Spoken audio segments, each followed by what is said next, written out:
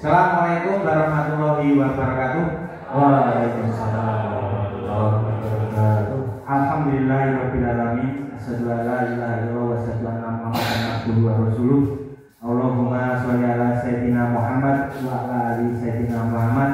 La haula wala quwwata illa billah. Amma ba'd.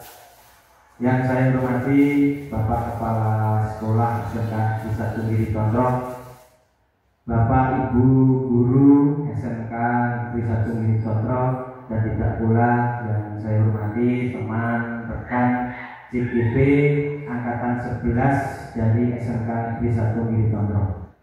Pertama-tama marilah kita panjatkan puja dan syukur kehadirat Allah Subhanahu wa taala. Pada pagi hari ini kita bisa berkumpul bersama untuk kegiatan budaya positif dari teman-teman Angkatan 11 calon guru penggerak di SMK Desa Tunggiri Condro. Semoga senantiasa Allah memberikan keberkahan, kesehatan, dan dalam acara pada pagi hari ini bisa terlaksana dengan baik dan lancar. Amin. Yang kedua, salawat dan salam mari kita kurang kepada junjungan Nabi Muhammad Sallallahu Alaihi Wasallam. Semoga kita semua nantinya mendapatkan syafaat di yaumul akhir. Bapak Ibu dan teman-teman rekan CGP Angkatan 11 yang saya hormati, di sini saya selaku pembawa acara untuk kegiatan pada pagi hari ini, yaitu kegiatan berbagai praktik baik budaya positif dalam kegiatan diseminasi kepada rekan sejawat di sekolah yang tercinta, yaitu SMK Negeri 1 Tunggiri Condro. Dalam acara kegiatan ini, yang pertama adalah pembukaan, yang kedua sambutan dari Bapak Kepala Sekolah, yang ketiga acara inti yaitu penyampaian materi budaya positif dari teman-teman CGP, kemudian yang terakhir yang keempat adalah penutup. Untuk memasuki acara yaitu pembukaan, marilah kita buka bersama-sama dalam acara kegiatan pada pagi hari ini dengan membaca basmalah bersama-sama. Bismillahirrahmanirrahim. Semoga dengan membaca basmalah acara yang dilaksanakan oleh teman-teman CGP awal sampai akhir berjalan lancar. Yang acara yang kedua adalah sambutan dari Bapak Kepala Sekolah, yang dimana pada pagi hari ini Bapak Kepala Sekolah tidak bisa menghadiri kegiatan karena ada hal suatu acara yang tidak bisa ditinggalkan. Akan diwakili dari Wakil Kepala Sekolah yaitu Bapak Agus Hardianto. Waktu kami persilahkan. Assalamualaikum warahmatullahi wabarakatuh. Yang kami hormati Bapak Ibu CGP dari SMK Tunggiri Condro, yang kami hormati Bapak Ibu peserta undangan yang pagi hari ini segera berkenan.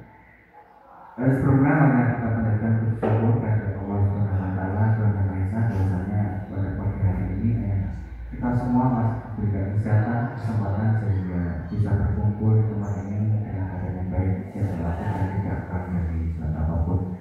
Amin. Bapak Ibu yang kami hormati, bahwasanya pagi hari ini adalah acara dari CGP yaitu diseminasi kepada rekan sejawat. Diseminasi itu kalau menurut saya penyebar luas informasi yang hal tersebut didapatkan dari penelitian, pengamatan ataupun observasi. Jadi beberapa hari ini mungkin malah bingung ya Pak Jati, Pak Indra Gunaiman melakukan pengamatan, penelitian terhadap apa yang terjadi di SMK kita ini. Ada masalah terhadap siswa, kemudian diamati ruang lingkupnya apa yang menyebabkan hal tersebut terjadi, kemudian bagaimana beliau ini menyelesaikan, dan hari ini akan disampaikan hasilnya seperti apa. Nah, karena saya kira beda guru, beda ilmu, beda cara beliau mengatasinya. Kalau Pak Jarod dengan pendekatan agama mungkin, kalau Pak Indra menggunakan teori matematika mungkin untuk menyelesaikannya.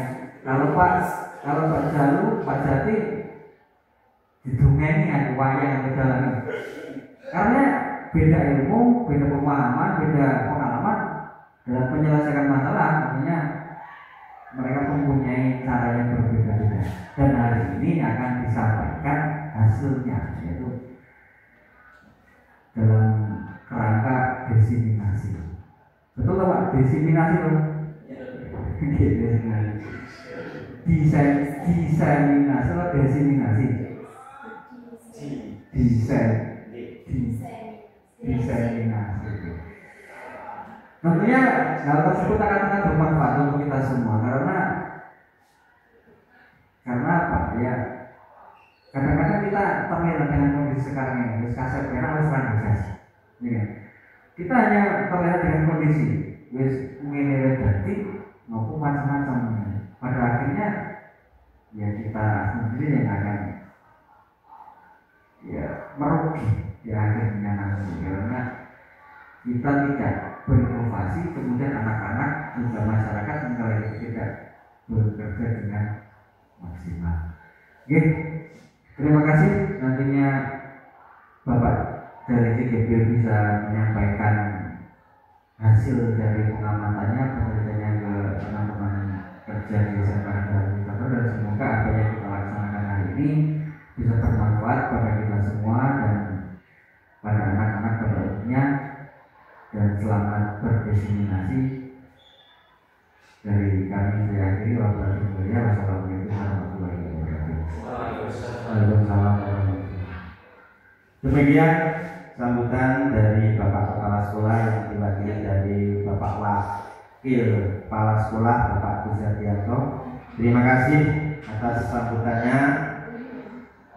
Selanjutnya acara yang ketiga adalah acara inti penyampaian berbagai praktik baik budaya positif dalam kegiatan diseminasi kepada rekan Jawa akan disampaikan oleh materi adalah pada pagi hari ini ada beberapa kelompok bahwasannya Bapak Ibu untuk angkatan 11 CGP ini ada 4 yang ikut serta dalam CGP, yakni dari Bapak Yunanto Indra, Bapak Jalul Tirta, Bu Nur Naimah dan saya sendiri.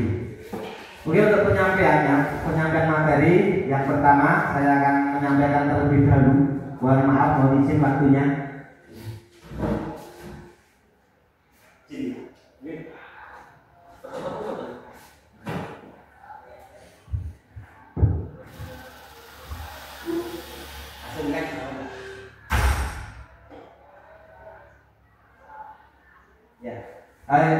Ini makin Bapak Ibu, materi yang akan saya sampaikan dengan teman-teman CGP. Di sini saya dengan Bu Naimah itu satu fase, kemudian Bapak Jalu berbeda. 3 peserta CGP ini saya, Pak Jalu dan Bu Nur Naimah berkolaborasi bersama untuk menyampaikan materi budaya positif. Dan di dalam budaya positif itu ada materi yang akan saya sampaikan nanti dibagi dengan teman saya Pak Jalu dan Bu Naimah. Ada para bina pendidikan Diajar Dewantoro, kemudian ada motivasi wanita manusia, kemudian ada keyakinan kelas, kebutuhan dasar manusia, posisi kontrol restitusi, nilai-nilai kebajikan dan segitiga restitusi. Lanjut. Ya. Sebelumnya saya dari CGP yang pertama akan menyampaikan Assalamualaikum warahmatullahi wabarakatuh. Selamat pagi Bapak Ibu Guru. Semangat ya. Oke, untuk biar profes lagi, biar semangat dan bahagia, mungkin next Pak, lanjut. Ya, ini dari kegiatan CGP yang kami lakukan selama kurang lebih 1 bulan lebih ya. Di situ ada kegiatan loka karya. Pastilah Bapak Ibu sudah menyampaikan di kelas atau mempraktekkan. Dan saya juga dari kegiatan lokakarya pastilah dalam kegiatan agama materi itu sebelum diawali kegiatan adalah dibudayakan untuk membuat kesepakatan dalam suatu kegiatan. Mungkin di kelas, mungkin kami di lokakarya juga melakukan kesepakatan. Bahkan di Rupal atau di Zoom itu sebelum dimulai pasti membuat kesepakatan bersama. Nah, dalam intinya kesepakatan ini bagaimana kita menyepakati bersama dan akhirnya menjadi suatu keyakinan dan disepakati bersama, diyakini bersama, dilakukan bersama itu. Nah, ini contohnya Bapak Ibu, ada kesepakatan forum destinasi pada hari ini, yaitu saya beri contoh dua. Yang pertama adalah menghargai siapapun, kemudian yang kedua menjadi pendengar yang baik. Mungkin cocok betul Bapak Ibu sudah ya menghargai siapapun, kemudian menjadi pendengar yang baik. Mungkin Bapak Ibu saya berikan kesempatan ditambahkan apa lagi dari kesepakatan? Ya. Serius tapi santai. Ya, bisa dituliskan Pak di situ.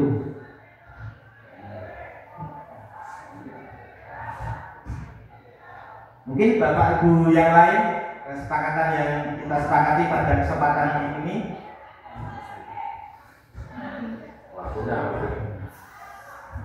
Bagus waktunya loh. Di sini waktu. Waktunya sampai jam berapa? 1 jam, 2 jam, 1 jam lah. Kesepakatan waktu lah. Apa ya? Atau bahasa yang lainnya apa Pak?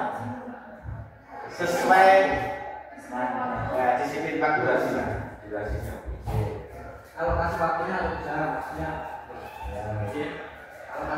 alokasi waktu lah. Waktu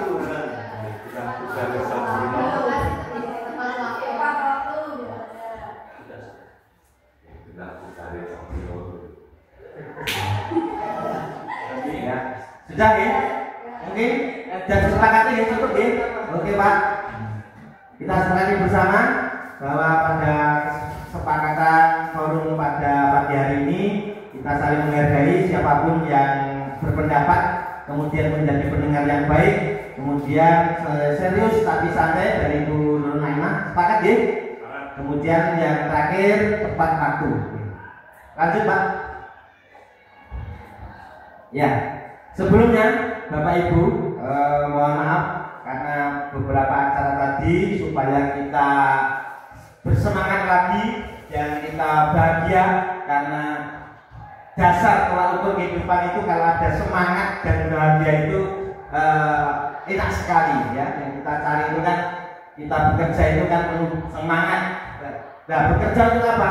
Yaitu kebahagiaan mungkin dari diri maupun keluarga. Nah, saya mau memberikan ini oleh-oleh dari lokakarya saya untuk bisa semangat kita tepuk semangat. Mohon maaf Bapak Ibu guru, mohon berdiri. Nanti bisa mengikuti saya.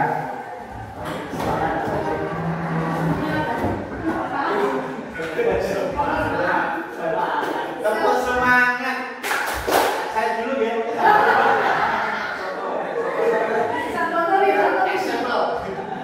Tepuk semangat. Dan dadang, ding. Dung. Ser.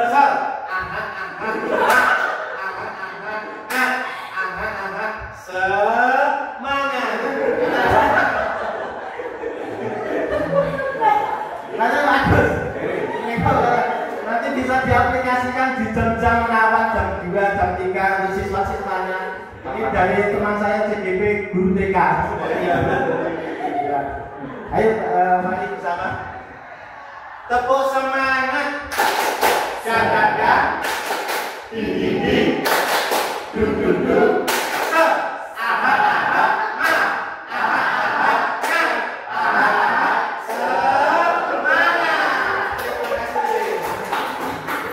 Mungkin sudah semangat dan bahagia ya Bapak Ibu.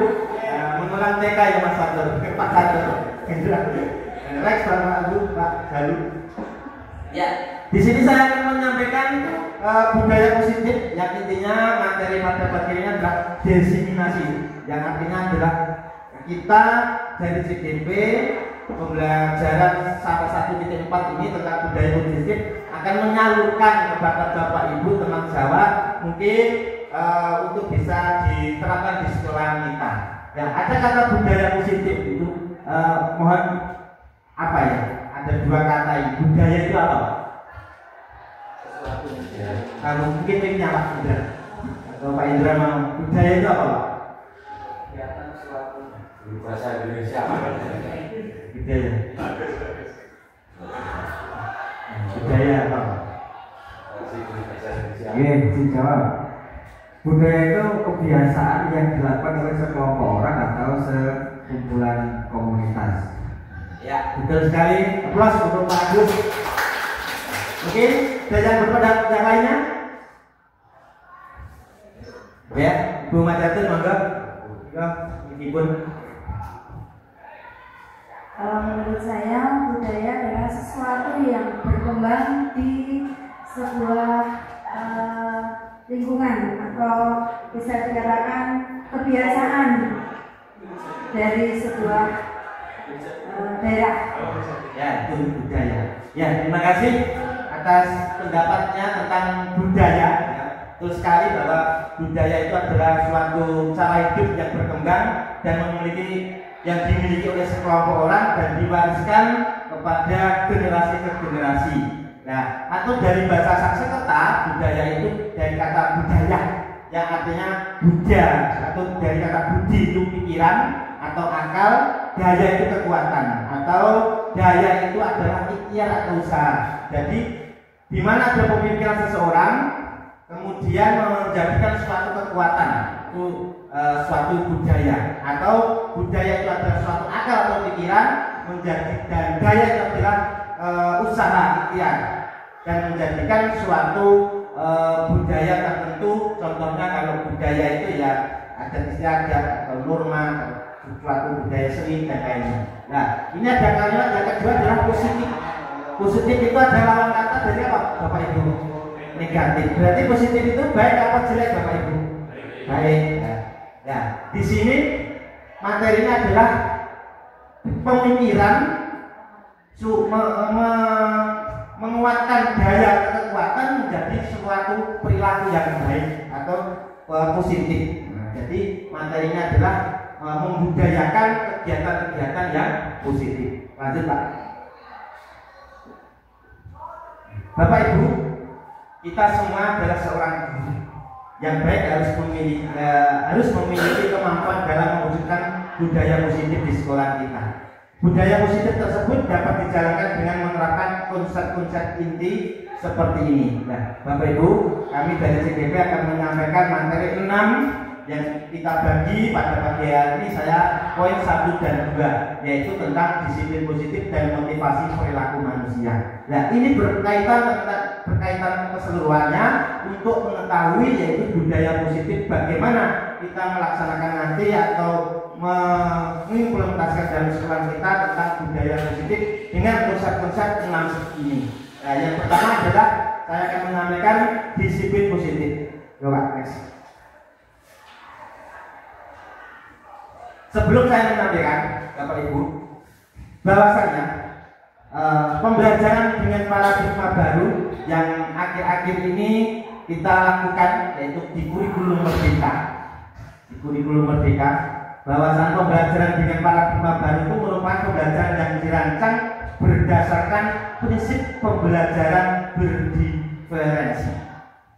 Mungkin tidak asing kepada Bapak Ibu tentang berdiferensi. Apa Bapak Ibu? Berdiferensi itu apa Pak? Pembelajaran berdiferensi. Ini dari Pak Indra. Oke, Mas Pak. Mungkin berawal dari kata different, berbeda ya. Jadi diferensiasi mungkin bisa diartikan dengan pembelajaran di mana dulu itu menggunakan berbagai model pembelajaran untuk memenuhi kebutuhan masing-masing muridnya. Seperti itu. Ya, terima kasih Pak Indah. Kita tidak asing lagi di kurikulum Merdeka ini tentang pembelajaran berdiferensi yang bertujuan adalah menajamkan potensi bakat minat kepada siswa. Karena menggunakan profil pelajar Pancasila ada 6 elemen ini kita bisa memasukkan minat bakat sesuai dengan minat bakat kepada siswa.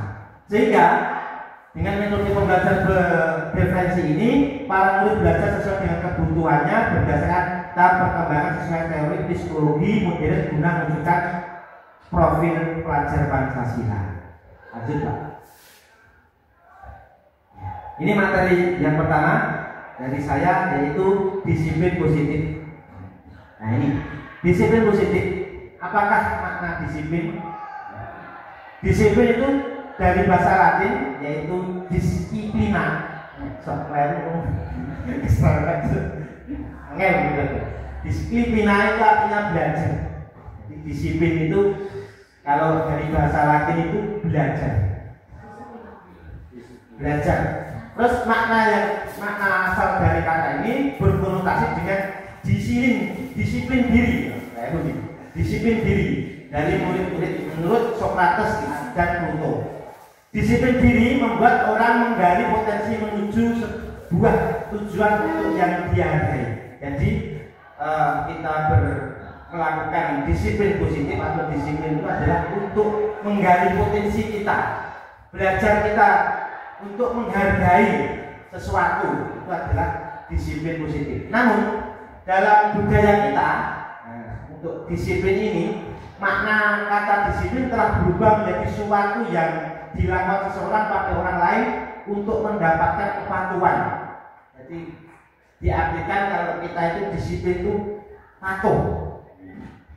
Tapi tidak seperti Bapak Ibu, bahwa kecenderungan umum adalah menghubungkan kata disiplin dengan ketidaknyamanan, bukan dengan apa yang kita hargai atau pencapaian suatu tujuan yang mulia. Jadi, kata disiplin itu menjadikan tidak nyaman kepada kita karena suatu kepatuhan atau suatu ada aturan yang ada hukumannya dan itu tidak mencapai sebuah tujuan. Jadi kita disiplin itu kalau seperti itu yang dilakukan kita tidak bisa menghargai, yaitu makna dari sebuah disiplin. Lanjut Pak.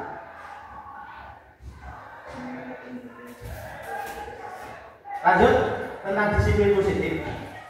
Nah, dengan adanya sebuah disiplin diri, kita dapat membuat seseorang menggali potensi menuju kepada sebuah tujuan. Sama ya, sesuatu yang dihargai dan bermakna. Dengan kata lain, disiplin diri juga mempelajari bagaimana cara kita mengontrol diri dan bagaimana menguasai diri untuk memilih tindakan yang mengacu pada nilai-nilai yang kita hargai. Sebagai pendidik, tujuan kita adalah apa Bapak Ibu? Dengan adanya disiplin positif dengan menghargai, yaitu tujuan kita sebagai pendidik seorang guru adalah menciptakan murid yang memiliki disiplin diri sehingga mereka berperilaku mengacu pada nilai-nilai kebajikan universal dan memiliki motivasi intrinsik dalam perubahan perilaku ke arah yang lebih baik. Itu disiplin positif. Lanjut Pak. Ya. Dari kegiatan yang kita lakukan untuk pendidikan guru penggerak kita lalui di pembelajaran daring maupun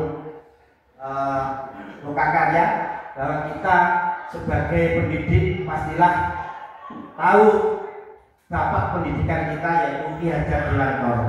Dengan pernyataan beliau tentang budaya positif atau disiplin, menyatakan Ki Hajar Dewantara bahwa mana ada kemerdekaan, disitulah harus ada disiplin yang kuat.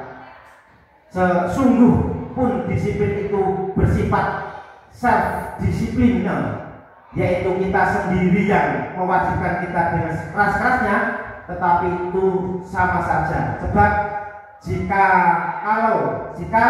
kita tidak cakap melakukan self disiplin, wajiblah penguasaan lain mendisiplinkan diri kita, dan peraturan demikian itulah harus ada dalam suasana yang merdeka. Nah ini, dengan adanya suatu kemerdekaan di bangsa kita, pastilah dulu juga menyikapi tentang bagaimana kita mendisiplinkan sikap kita, positif kita untuk bisa berjuang untuk meraih kemerdekaan dengan sekeras-kerasnya, dengan perjuangan untuk menciptakan suatu kemerdekaan. Pasti didasari dengan sikap, yaitu diri kita sendiri, self disiplin, atau kita harus punya rasa disiplin positif.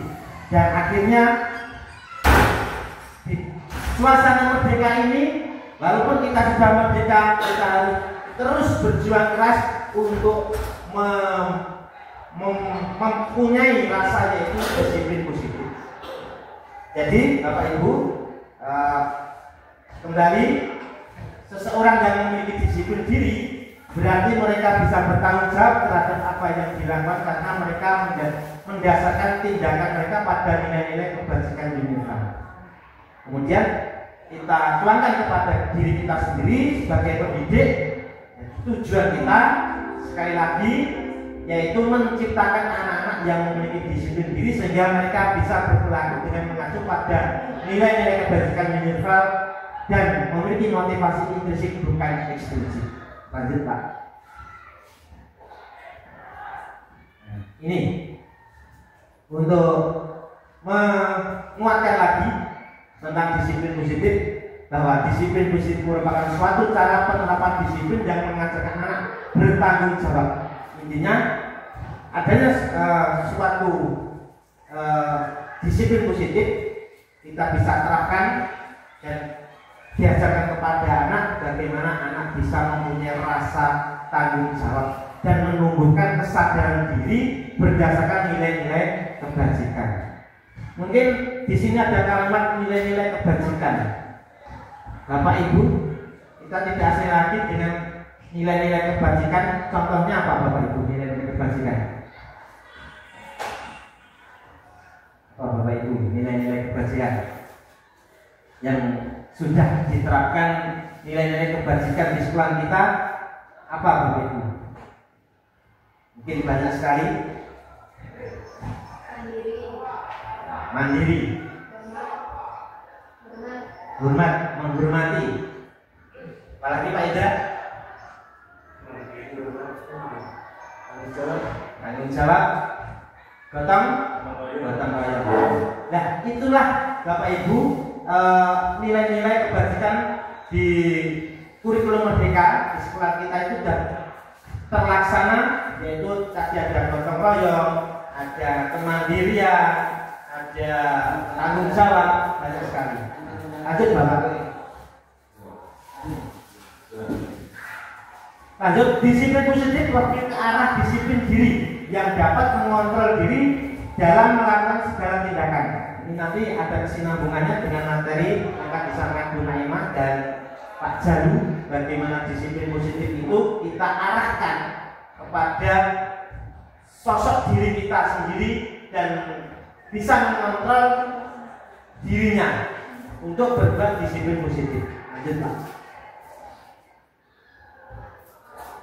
Kemudian disiplin diri dapat membuat murid memahami dan menyadari berdasarkan motivasi internal, bukan akibat paksaan, pujian ataupun hukuman. Jadi dia murid kita, peserta didik kita, murid kita melakukan disiplin positif itu dia sadar, bukan hanya dasar dengan motivasi eksternal, bukan akibat paksaan atau mencari sebuah pujian untuk melakukan disiplin positif ataupun takut dengan aturan atau hukuman. Lanjut Pak. Ya, Bapak Ibu, ya, nilai-nilai kebajikan yang ada 6 elemen di profil pelajar Pancasila. Adanya disiplin positif ini tidak asing lagi, P3 profil pelajar Pancasila itu ada 6 elemen ini. Setiap elemen pasti ada nilai-nilai kebijakan. Mungkin Bapak Ibu, apakah sekolah kita sudah melakukan profil dari beriman bertakwa sampai bernalar kritis? Sudah ya? Mungkin Bu Mariatun, apa saja Bu sekolah kita, contoh elemen apa dan contoh realnya apa di sekolah kita, Bu? Mungkin dari gotong royong. Dari gotong royong, di setiap Jumat sudah terjadwal setiap siswa bekerja sama membersihkan lingkungan beserta Bapak Ibu guru juga bekerja sama membersihkan lingkungan. Ya, betul. Mungkin berkolaborasi dengan teman jawab atau berdiskusi itu termasuk masuk juga bergotong royong. Ada lagi apa contoh konkret profil pelajar Pancasila di sekolah kita yang sudah kita laksanakan dari elemen apa? Pak Gustri? Oh Pak? Ya, betul Pak. Oh ya, kalau di sekolah kita setiap hari kita itu sholat zuhur berjamaah. Berarti kan sudah mau yang beriman dan bertakwa salah satunya itu. Terus sekali, berarti tepuk tangan. Bapak Ibu guru yang sudah berpendapat. Jadi disiplin positif dengan kita plotkan yaitu 6 karakter dari profil pelajar Pancasila setelah kita sudah melaksanakan. Nah, mohon dari saya dan Bapak Ibu guru mari kita melanjutkan program yang sudah ada, kita tingkatkan. Baik, lanjut. Tanya dulu Pak, untuk yang berkebinekaan global itu namanya seperti apa ya? Ya, berkebinekaan global adalah menghargai sesama. Contohnya kita kan di bangsa Indonesia berkebinekaan, beras, bersuku, beradat yang berbeda-beda, beragama yang berbeda-beda. Contohnya kita saling toleransi dan melaksanakan ya, kita bertoleransi. Kemudian mungkin dari Pak Indra Pak berkebinekaan. Oke, menambahi sedikit Pak. Berkebinekaan global. Nah, kalau di suku ras budaya itu kan mungkin baru di Indonesia saja, internasional ya. Kalau global kan intinya menyeluruh. Nah, kalau berkebinekaan global intinya ya kita juga bisa menerima dari berbagai dunia seperti itu yang intinya sifatnya adalah positif. Contohnya misalkan di Spanyol Pak, itu ada suatu kegiatan sing banteng itu namanya sih Pak. Nah itu kemudian yang dari Amerika misalkan ada tentang koboi. Nah itu juga merupakan suatu budaya di luar yang itu nilainya positif, bisa kita terapkan mungkin di daerah kita juga seperti itu. Mungkin seperti itu. Jadi intinya bisa menerima dari budaya yang dari luar yang bersifat positifnya seperti itu, Mas Teguh. Terima kasih Pak Indra. Bahwa dimensi profil pelajar Pancasila dari elemen berkebinekaan global ini ya kita menyeluruh, kita mengenal dan harus bisa menghargai budaya-budaya di bangsa kita. Lanjut Pak. Ya, Bapak Ibu, ini ada miskonsepsi teori kontrol. Nah, ini yang saya berikan bahwa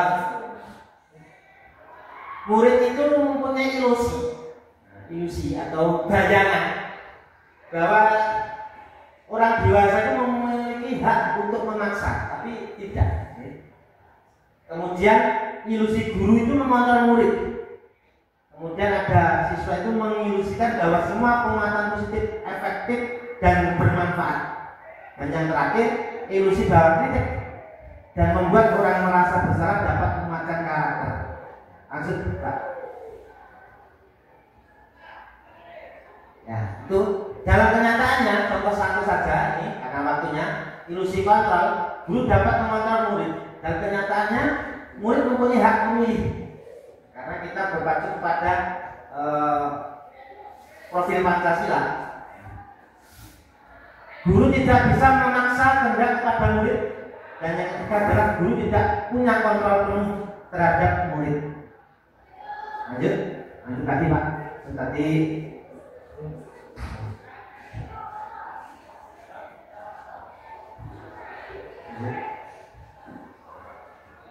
nah, untuk mengubahnya Bapak Ibu, untuk mengubahnya paradigma tersebut tadi bahwasanya ada stimulus respon kepada pendekatan teori kontrol.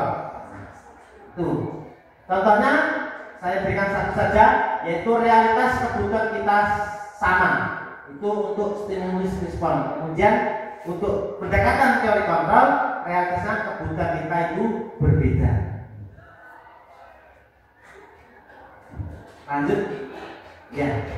Dalam rangka menciptakan lingkungan positif, salah satu strategi yang perlu kita tinjau kembali adalah penerapan disiplin di sekolah kita. Apakah telah efektif? Apakah masih perlu ditinjau kembali? Mungkin dari kacamata saya pribadi, dari sekolah kita, insya Allah sudah berjalan, tapi kita tingkatkan lagi. Lanjut Pak. Oke, lanjut. Materi yang kedua dari saya terakhir yaitu motivasi perilaku manusia. Motivasi perilaku manusia. Motivasi itu apa Pak? Dorongan. Ya, dorongan betul. Ya. Untuk melakukan budaya positif harus mempunyai motivasi. Manusia ada 3 motivasi yang perlu, yang perilaku manusia itu.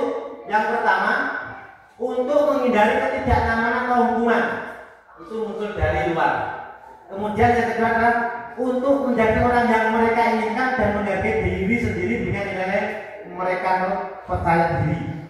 Kemudian yang itu untuk mendapatkan imbalan atau penghargaan dari orang lain. Nah, jadi 3 tadi itu dari yang 2 dari luar, yang satunya dari dalam. Yang baik dari mana? Motivasi itu dari dalam. Jadi motivasinya aku atau Agus itu sekolah ini apa? Kalau dari ingin mencari penghargaan, itu gimana? Terus berjasa. Apa mungkin kesadaran diri karena sebagai ASN untuk mengabdi, untuk bekerja dengan ikhlas dan baik, berarti kesadaran dari kita sendiri. Lanjut, setujukah Bapak Ibu? Setuju. Pemberian hadiah dapat meningkatkan motivasi belajar murid? Tidak. Ya. Setuju. Nah, Pak Indra yang tidak, apa Pak? Bego apa Pak? Yang tidak dengan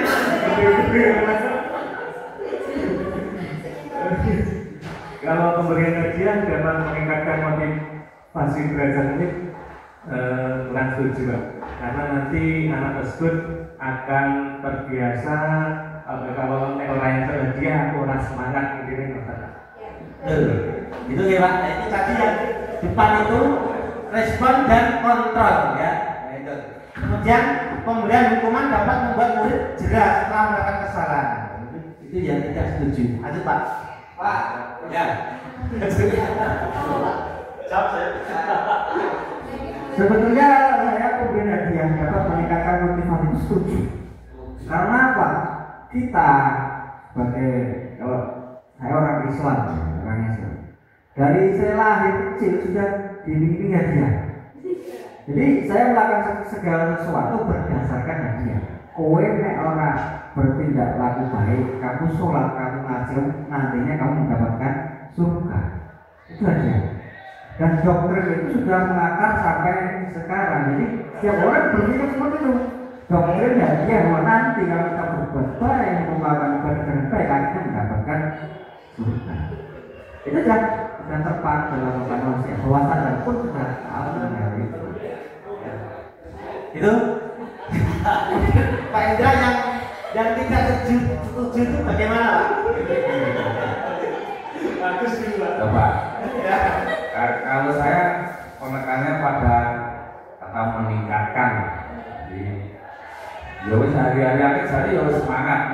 di ini itu kan dia akan meningkatkan ya motivasi belajar. Jadi saya cenderung presentasinya setuju. Nanti ada waktu sih setuju. Ya. Kenyataan di masyarakatnya kok ada dia itu meningkatkan mana? Kalau ada setuju ya kamu setuju. Jadi gini Bapak, makasih. Untuk mendapatkan imbalan atau penghargaan dari orang lain, satu tingkat di atas motivasi yang pertama itu ya tadi. Di sini orang berperilaku untuk mendapatkan imbalan atau penghargaan dari orang lain.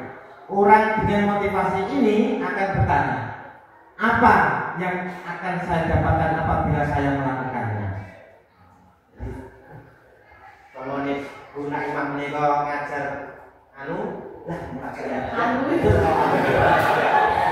apa ini apa kemudian ya misalkan untuk mendapatkan hadiah tadi misalkan Pak Agus orang SMA gurunya Pak Jati kowe misalnya tekan sekolahnya orang tahun telat tak kayak duit 10.000 nah belalah Pak Agus itu termotivasi sesasi itu 10.000 terus belalah Pak Jati ini prosesi mondok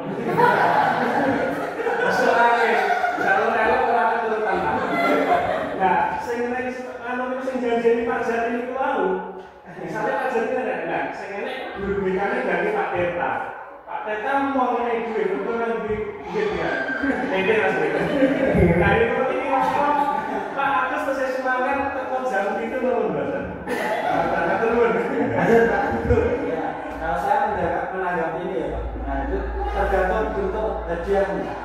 Kan hadiah tidak harus selalu dengan bagaimana kita sebagai guru itu memberikan motivasi otomatis penampilan kita terhadap murid bagaimana.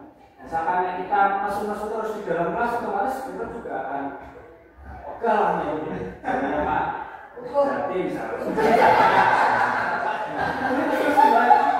Awasannya itu sampai Pak Ketua, berarti kan tergantung pemberian hadiahnya seperti apa. Kalau ini pemberian hadiah meningkatkan motivasi murid, saya setuju. Cuma bentuknya, bentuk hadiahnya itu apa? Harus. Kalau mungkin tadi dari Pak Indra, bentuk hadiahnya harus berupa barang yang sesuai yang kita pemberian. Itu ya. Jadi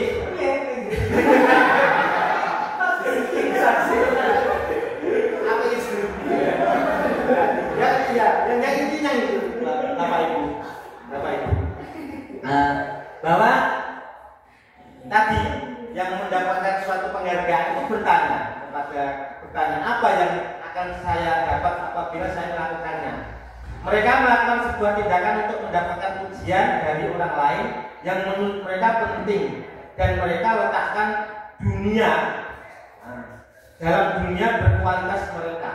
Mereka juga melakukan sesuatu untuk mendapatkan hadiah, pengakuan atau imbalan atau motivasi. Ini juga bersifat eksternal. Jadi jangan penghargaan itu adalah jangan sebagai penghukum atau hukuman itu kan itu apa Pak? Apa hukuman itu? Sanksi ya. Jadi kalau bahwasanya penghargaan itu untuk memotivasi untuk meninggalkan segala hal yang positif atau disiplin positif dengan adanya penghargaan itu tidak termotivasi dengan dirinya sendiri dan ekstern itu tidak baik. Lebih baik kesadaran siswa tersendiri untuk melakukan hal apapun tidak menganggap penghargaan. Nah, kalau seseorang dihukum penghargaan, pengaruh jangka pendek dan jangka panjang itu penghargaan tidak efektif, penghargaan itu merusak hubungan, penghargaan itu menurunkan kualitas, penghargaan mematikan kreativitas, penghargaan menghukum, penghargaan tidak efektif, penghargaan mengurangi motivasi intrinsik.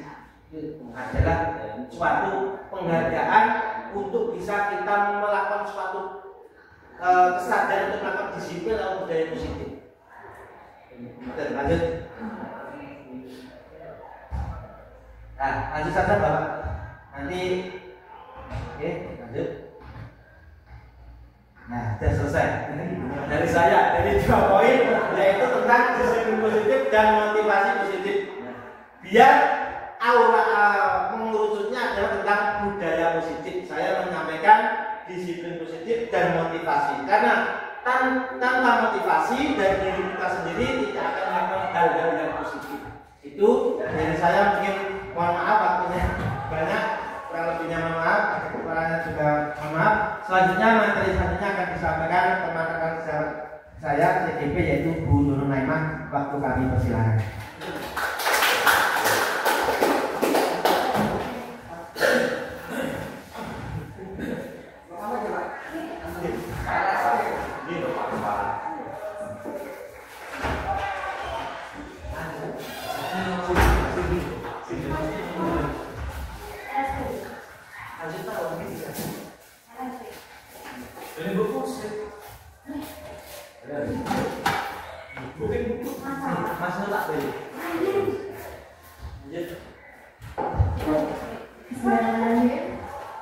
Assalamualaikum warahmatullahi wabarakatuh. Rabbi sholli sadri wa yassir li amri wahlul 'uqdatam min lisani yafqahu qawli. Selamat pagi Bapak Ibu. Selamat pagi. Masih semangat? Baik. Yeah. Di sini saya Nurul Naimah, calon guru penggerak angkatan 11, akan menyampaikan 2 materi, yaitu terkait dengan 5 kebutuhan dasar manusia dan juga terkait dengan keyakinan kelas atau terkait dengan keyakinan sekolah kita. Nah, Bapak Ibu, sebelum kita masuk ke materi, ini ada ice breaking sebentar. Ini ada tebak-tebakan, ada gambar.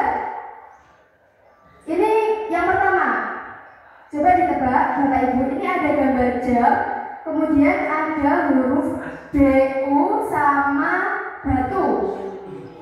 Kira-kira ini kalau disambungkan kalimatnya apa? Bukan kalimat ya. Ada 2 kata. Cluenya 2 kata. Ada jam, kemudian ditambah huruf BU belakangnya, kemudian di bawahnya batu. Ada yang bisa jawab? Jambu batu kecil. Ya. Jambu batu. Betul. Tepuk tangan buat Bu Mariatun. Jambu batu ya, Bu Erna ya. Bukan jambu kerikil. Ini pertanyaan yang kedua.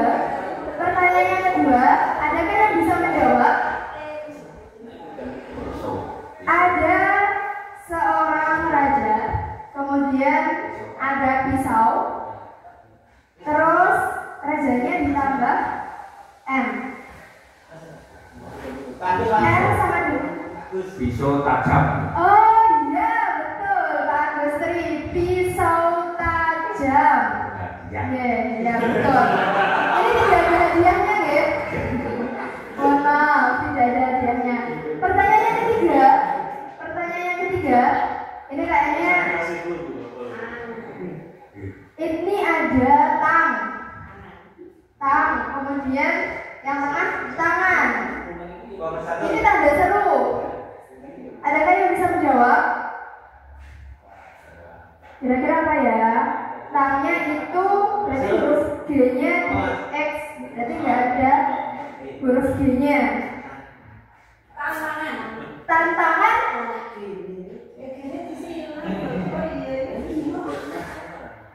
Iya nggak ada G-nya, berarti tang kurang tepat. Tantangan apa Bu? Ini tanda apa? Pendrong. Peringatan. Pendrong bahasa Indonesia-nya apa gitu? Seru, berarti tantangan seru. Kembali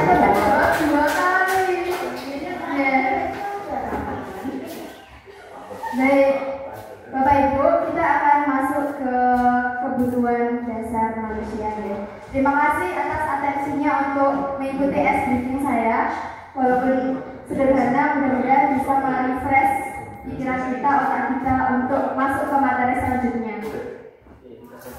Di kebutuhan dasar manusia ini, tentunya kita sebagai manusia dan sebagai guru dan juga pastinya peserta didik itu mempunyai kebutuhan dasar. Ada 5 kebutuhan dasar. Next. Yang mana kebutuhan dasar itu kita butuhkan dalam setiap saat, Bapak Ibu Guru. Nah, di sini ada paradigma pendidikan Ki Hajar Dewantoro untuk mengawali kebutuhan dasar kita. Sebagai seorang guru, Anda diibaratkan sebagai seorang petani yang memiliki peranan penting untuk menjadikan tanamannya tumbuh subur. Anda akan memastikan bahwa tanah tempat tumbuhnya tanaman adalah tanah yang cocok untuk ditanami. Nah, ini tugas kita, Bapak Ibu Guru semuanya, bahwasanya kita semuanya adalah seorang petani.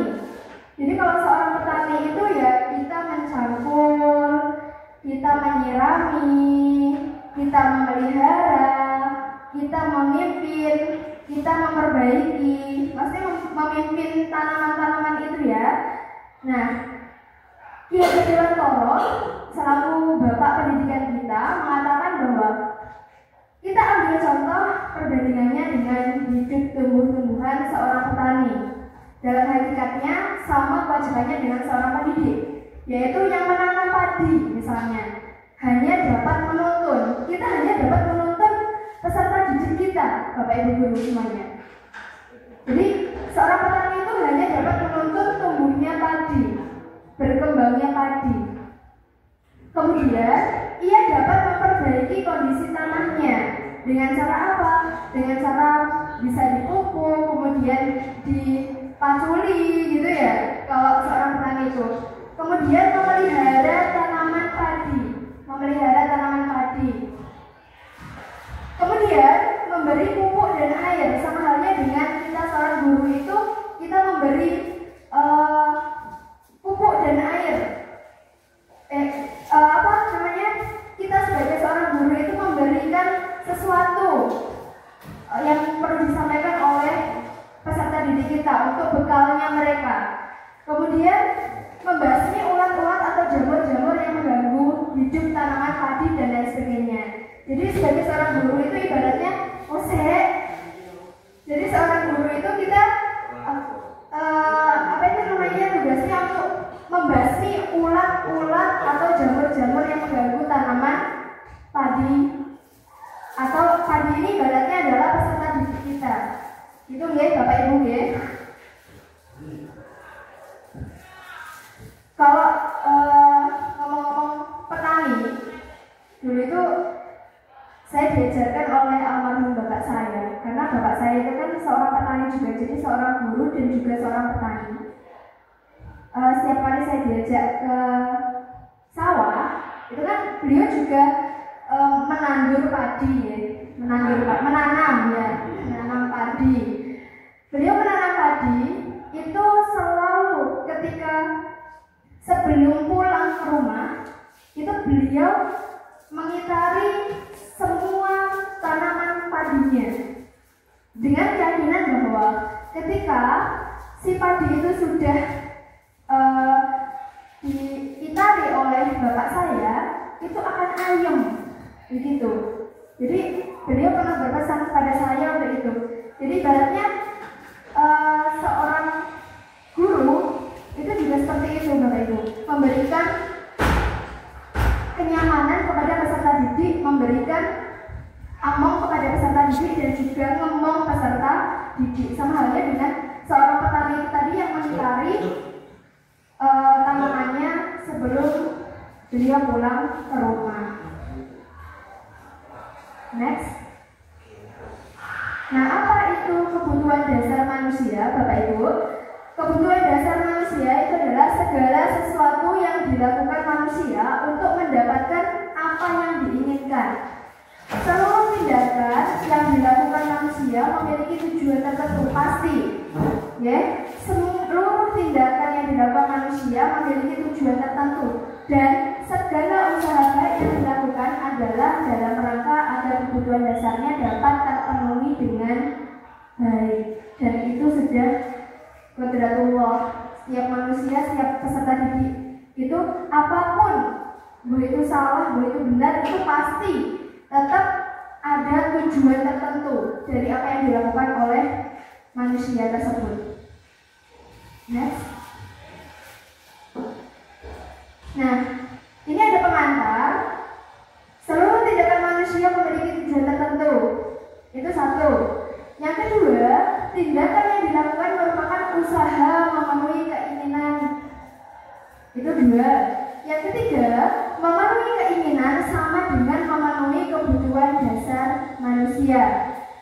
Yang keempat, perbuatan yang bertentangan dengan nilai kebajikan sama dengan indikasi kegagalan memenuhi kebutuhan dasar. Ini adalah paten, sudah paten ya Bapak Ibu ya. Keempat ini sudah paten terkait dengan apa yang kita inginkan dan apa sesuai dengan kebutuhan kita sebagai manusia.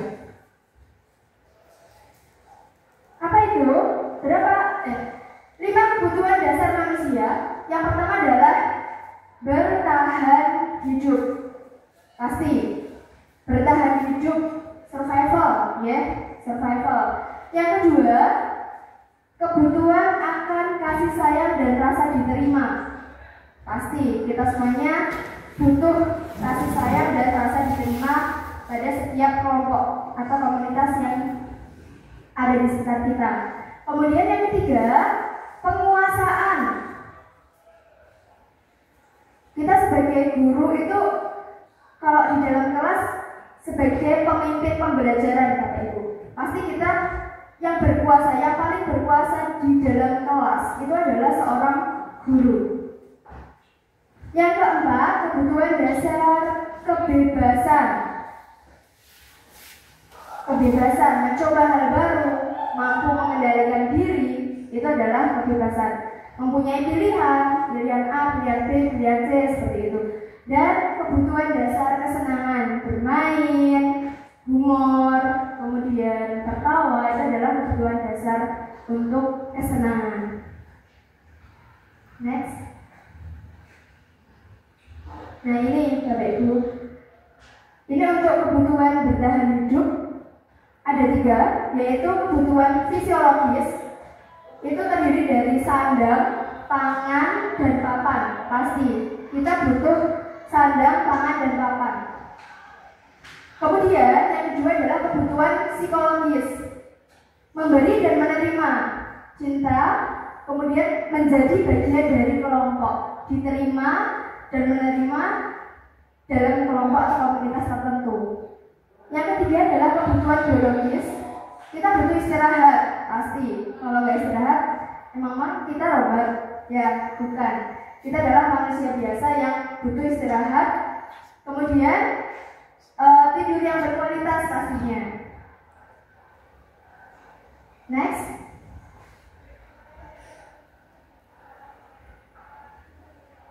Yang kedua adalah kebutuhan akan kasih sayang dan rasa diterima. Ini akrab dengan orang tuanya. Biasanya seorang murid atau seorang peserta didik itu akrab dengan orang tuanya. Itu dia bisa termasuk dalam, jadi dia itu dapat dapat charger dari kasih sayang dan rasa diterima di keluarganya. Kemudian yang kedua, belajar karena suka pada gurunya. Gitu ya. Kadang-kadang ada beberapa peserta didik yang suka dengan guru tertentu, makanya dia ingin memenuhi kebutuhan dasarnya, akan kasih sayangnya atau rasa diterimanya, dia semangat untuk belajar. Kemudian rasa diterima yang sudah saya jelaskan tadi. Kemudian koneksi sosial, tentunya ada hubungan koneksi dengan orang-orang terdekatnya. Kemudian memberi dan menerima kasih sayang. Next.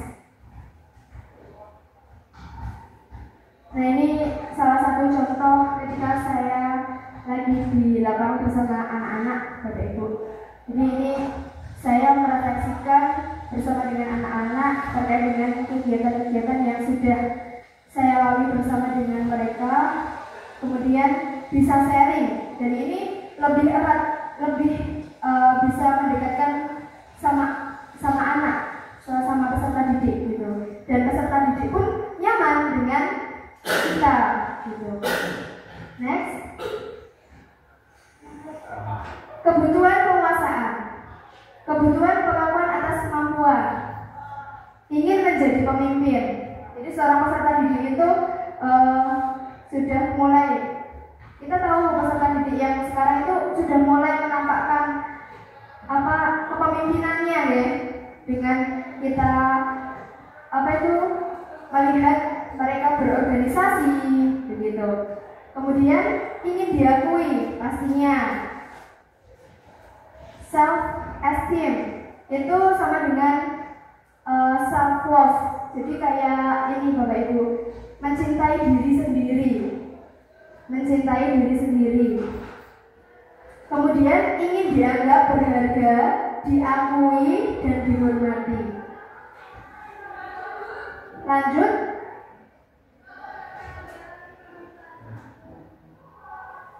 Kebutuhan akan kebebasan. Ini contohnya kemandirian, otonomi, kemudian banyak bergerak. Maksudnya banyak bergerak itu peserta didik kita itu kadang-kadang sampai hyperaktif ya. Kemudian memiliki pilihan.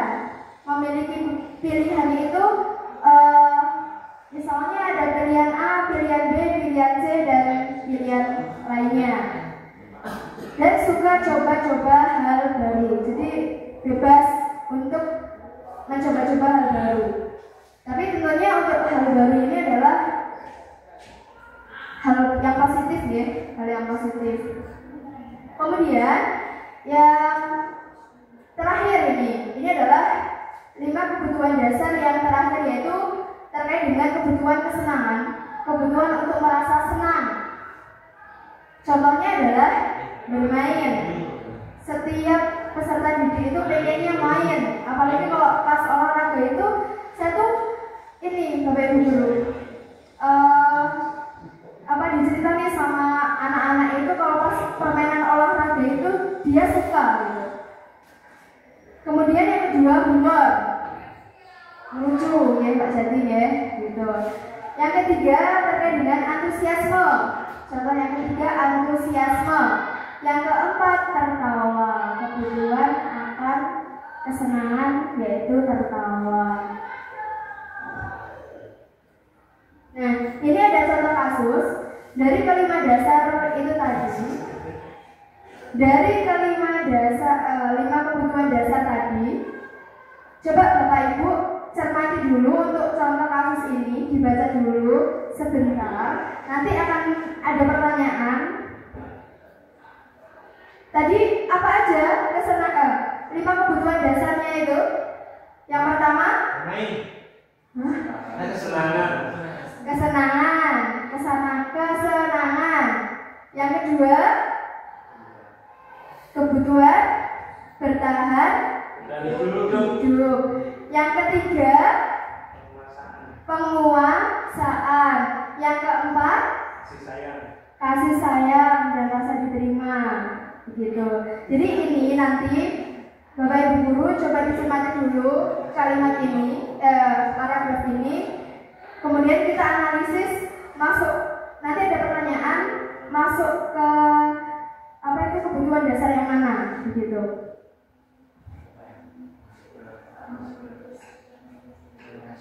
Saya kasih kesempatan 5 menit. Pak Wahyu Jadi, guru wali kelas 12 Mafika di SMK Negeri 1 Dirilanto, sedang bingung menghadapi ulah salah satu murid di kelasnya, Tirta. Beberapa anak di kelas 12 Mafika telah datang padanya dan mengeluhkan Tirta yang seringkali meminta bekal makan siang mereka dengan paksa. Jika Anda menghadapi situasi seperti Pak Wahyu Jadi, apa yang akan Anda lakukan? Menurut Anda, kira-kira apa alasan Tirta melakukan hal itu? Kira-kira apa, Bapak Ibu?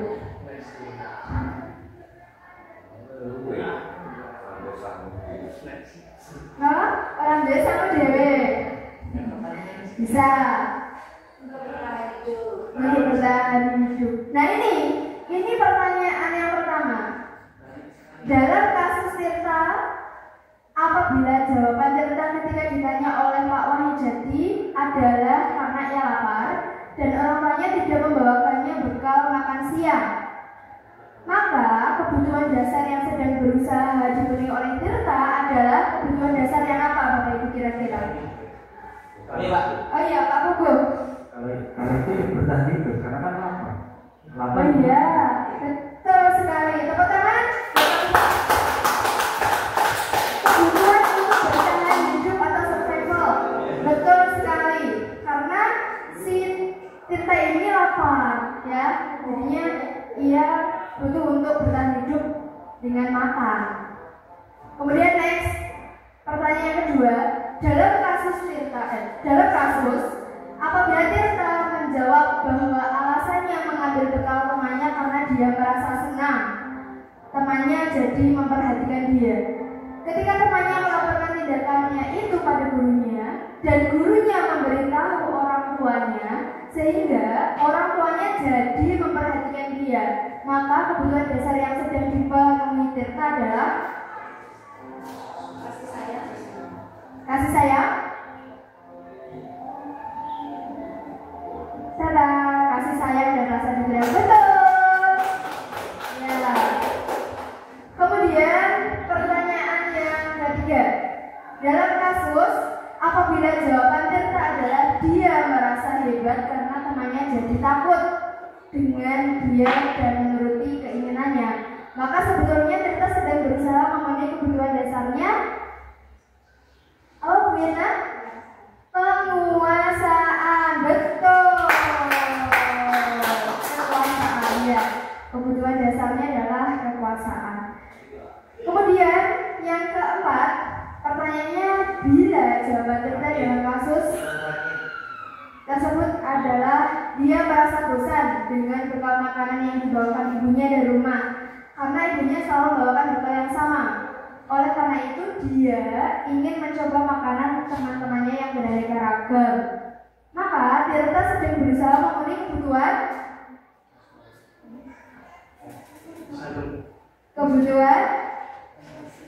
Ada yang bisa menjawab? Oh, Pak Indra? Rasa ingin tahu? Rasa ingin tahu? Ada jawaban yang lain, Pak Jadi? Ya, kebebasan, ya. Jadi Tirta pengen bebas, gitu ya. Lanjut. Ini yang terakhir, pertanyaan terakhir. Dalam kasus, bila Tirta menjawab bahwa ia melakukannya karena iseng saja dan ia menikmati ekspresi wajah teman-temannya yang kesal karena diambil makanannya, dan menurut dia ekspresi teman-temannya itu lucu, maka Tirta sedang berusaha memenuhi kebutuhan. Yang terakhir, kesenangan. Nah, ya. Baik, itu tadi kelima contoh, kelima soal untuk kebutuhan dasar manusia. Lanjut untuk materi yang kedua terkait dengan keyakinan kelas, Bapak Ibu.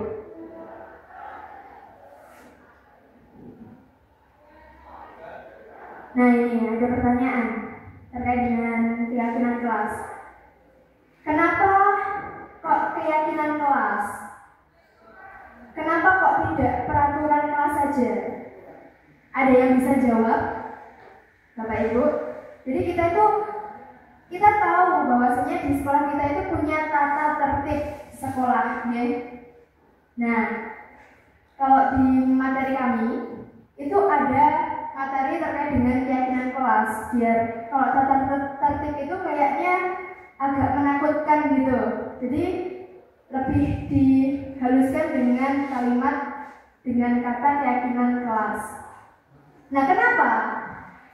Kenapa kok keyakinan kelas? Kenapa tidak peraturan kelas saja? Ada yang bisa jawab? Ini Pak Pugo. Coba bisa pendapat ya? Pendapatnya apa ya untuk Pak Pugo? Kira-kira apa? Kenapa kok keyakinan kelas?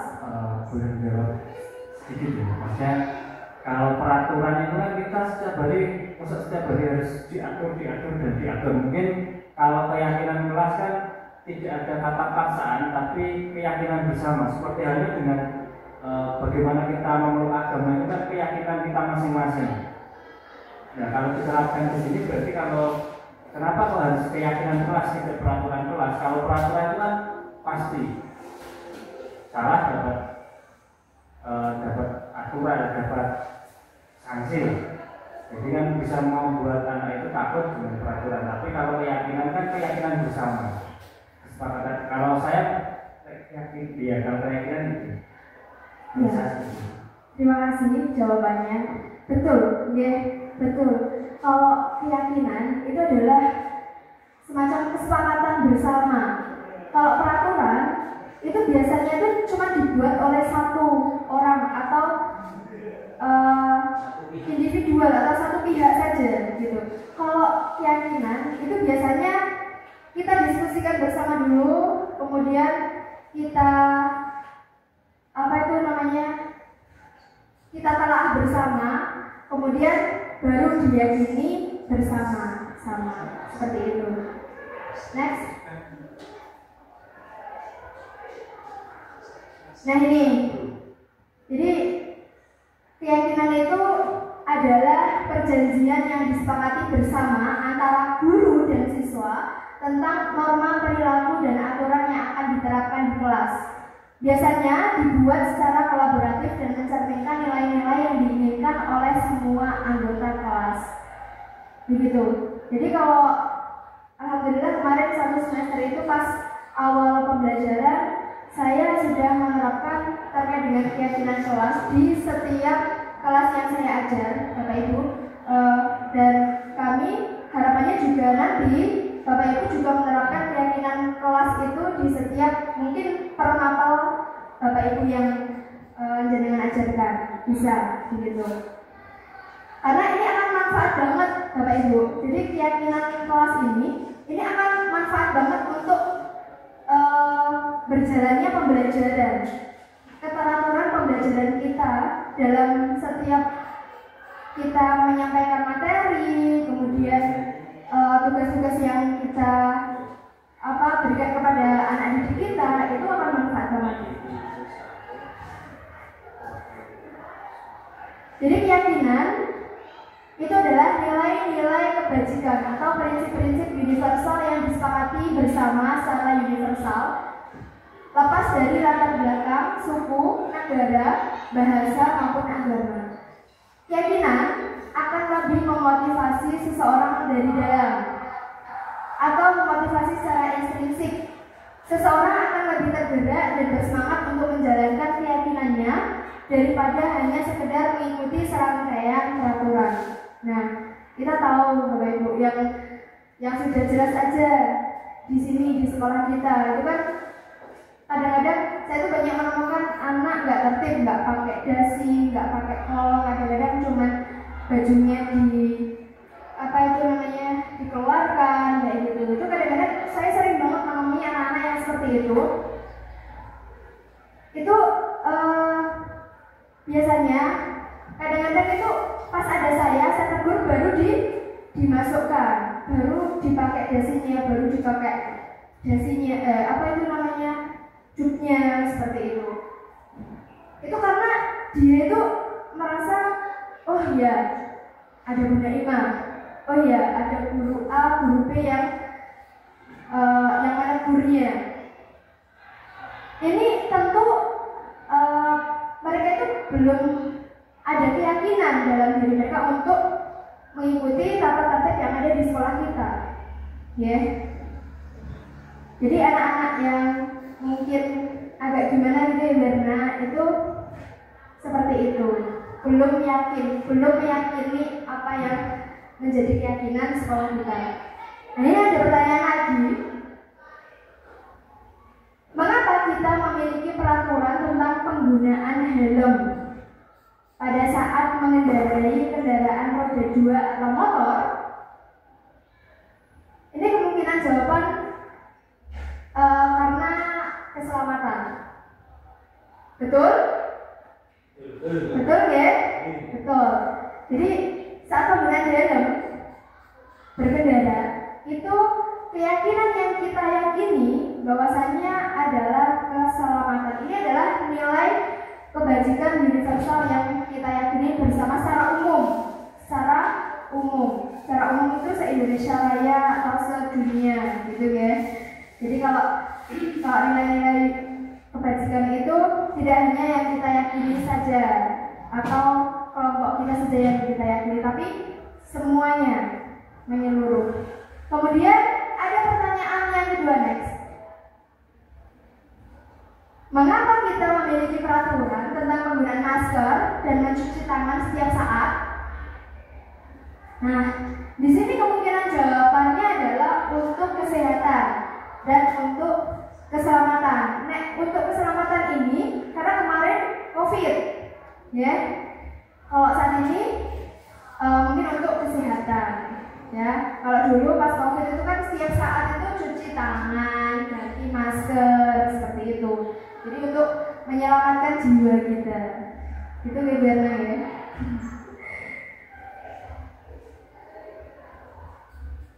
Nah ini tips Bapak Ibu olah dari materi yang kita bahas kemarin untuk CGP.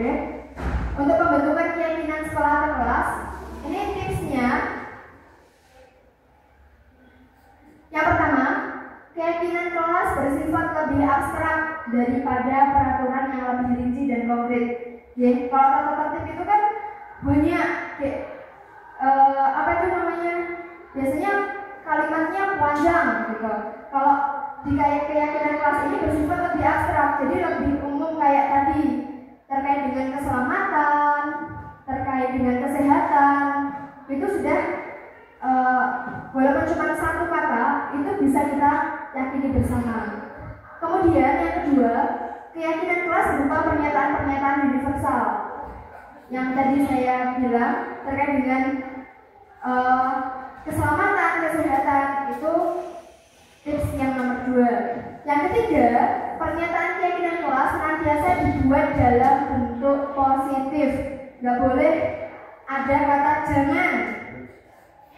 jangan merokok misalnya, jangan tidur-tiduran di kelas misalnya, jangan gaduh misalnya. Itu nggak boleh. Jadi kata jangan, tidak boleh, itu adalah larangan keras untuk pembentukan keyakinan kelas kita. Kemudian yang keempat, keyakinan kelas hendaknya tidak terlalu banyak sehingga mudah diingat dan dipahami oleh semua warga kelas. Begitu. Jadi nggak perlu banyak-banyak, Bapak Ibu ya, nggak perlu berkalimat-kalimat, berparagraf, itu nggak perlu. Jadi cuman satu kata, 2 kata, 3 kata, maksimal 3 kata itu udah bagus. Yang penting bisa diyakini, bisa dipakai oleh semua. Tips yang ke-6 yaitu semua warga kelas hendaknya ikut berkontribusi dalam pembuatan keyakinan kelas lewat kegiatan curah pendapat. Kayak seperti tadi Pak Jati itu kan pas di awal sebelum kita diskusi ini ada sesi apa Pak Jati? Ada sesi diskusi untuk kesepakatan diskusi kita.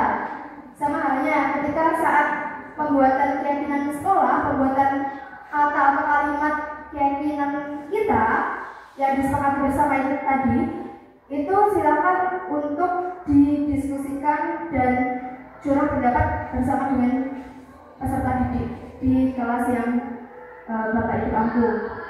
Kemudian tips yang ke-7, bersedia meninjau kembali keyakinan kelas dari waktu ke waktu. Jadi dipantau Bapak Ibu, setelah kita membuat keyakinan kelas, kemudian diterapkan bersama dengan anak didik kita, kemudian dipantau apakah keyakinan kelas yang sudah kita buat bersama itu sukses nggak, tercapai nggak tujuan kita. Nanti kalau misalnya sukses, tercapai, alhamdulillah. Kalau enggak, berarti perlu ditinjau ulang kembali, perlu direvisi lagi, perlu direfleksi kembali bersama dengan anak didik kita, seperti itu. Nah, ini nilai-nilai kebajikan universal yang secara menyeluruh, yaitu nilai yang disepakati bersama, lepas dari suku, nilai yang disepakati bersama, lepas dari suku, bangsa, agama, bahasa maupun latar belakangnya. Ini adalah contoh dari nilai-nilai kebajikan universal. Kalau di instansi kita kenal dengan profil Praja Pancasila. Beriman, bertakwa kepada Tuhan Yang Maha Esa dan berakhlak mulia, mandiri, bernalar kritis, berkebinekaan global, kemudian yang terakhir bergotong royong. Dari Ibu, Primary Years Program, toleransi, rasa hormat, integritas, mandiri, menghargai, antusias, empati, keingin-tahuan, kreativitas, kerjasama, percaya diri, dan komitmen. Ini adalah contoh-contoh dari nilai-nilai kebajikan atau keyakinan yang bisa kita ambil Bapak Ibu, yang bisa kita ambil, kita bisa terapkan di kelas kita, monggo. Jadi Bapak Ibu bisa mengambil dari beberapa kata ini, nggak perlu banyak-banyak Bapak Ibu. Keyakinan kelas itu nggak perlu banyak-banyak. 3 aja udah, kalau misalnya diterapkan secara kontinu itu sudah luar biasa sekali. Daripada banyak-banyak tapi nggak ada implementasinya, nggak ada penerapannya, nggak ada wujudnya, seperti itu. Next. Nah, ini adalah contoh dari keyakinan kelas. Apa ya Pak ya? Di set soalnya di off kan dulu aja. Ya. Nah, ini sing atas ini ya pokoknya. Nah, ini contohnya untuk yang bekerja. Kami meyakini bahwa sangat penting untuk mengerjakan segala pekerjaan atau mengikuti kegiatan yang telah ditugaskan. Ini mungkin contoh dari peraturan yang dibuat. Ini contoh ya. Ini contoh, kemudian nilai kebajikannya apa? Nilai kebajikannya adalah bekerja. Gitu. Kemudian contoh yang kedua, ini Bapak Ibu. Kami meyakini bahwa sangat penting untuk merasa diterima pada suatu kelompok dan saling peduli satu dengan yang lain. Ini nilai kebajikan untuk keyakinannya adalah diterima dan dimiliki, seperti itu. Ini adalah contoh keyakinan kelas, bisa nanti diterapkan di kelasnya Bapak Ibu. Next. Nah,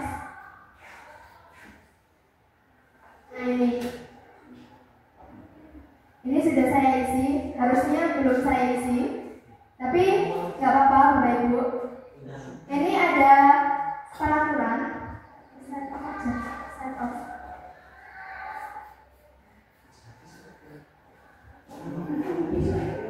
Nah, ini ada tabel nilai kebajikan. Bedanya peraturan dan keyakinan kita Bapak Ibu, atau nilai kebajikan yang dituju. Contohnya peraturan, kalau ada peraturan kembalikan barang ke tempat, berarti nilai kebajikannya apa? Bertanggung jawab. Kemudian ada peraturan dilarang mengganggu orang lain, berarti nilai kebajikannya apa? Saling menghormati, begitu. Hadir di sekolah 15 Berarti nilai kebajikannya menghormati orang lain dan juga komitmen kepada diri sendiri dan juga sekolah. Dilarang melakukan kekerasan. Berarti nilai kebajikan yang kita yakini adalah keamanan. Begitu.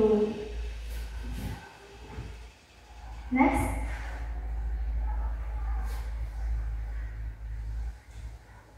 Sampun, ya. Tadi tabel nilai kebajikannya, maksudnya contohnya ada 2 tabel begitu, Bapak Ibu. Mudah-mudahan apa yang saya sampaikan tadi bermanfaat. Cukup ya, karena waktunya sudah habis, time out.